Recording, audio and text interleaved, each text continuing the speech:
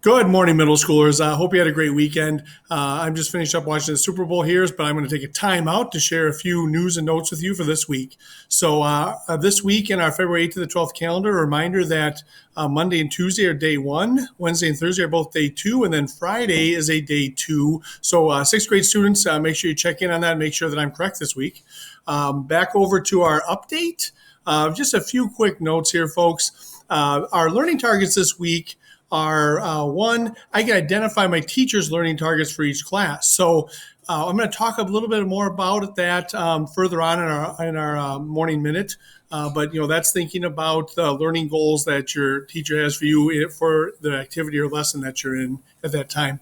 Our habit of mind focus is listening and communicating with empathy and understanding.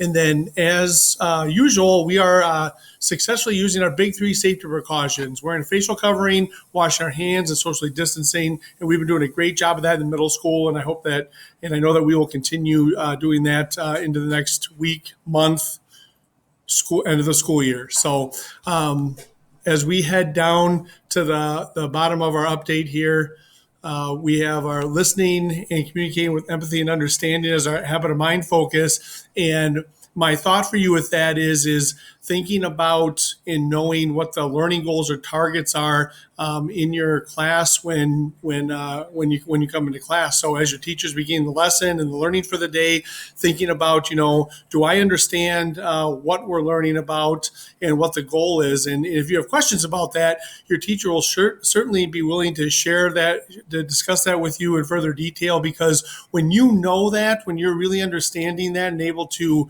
define, what I'm learning about, what skills that my teacher is trying to address in this lesson, it makes your learning come alive a little bit more, and it makes you focus on the things that you need to in class, and it gives a relevance to what you're learning. So the reason I'm asking, so my challenge for you this week is to make sure that that you know what those learning goals are, and if you don't, to simply ask your teacher.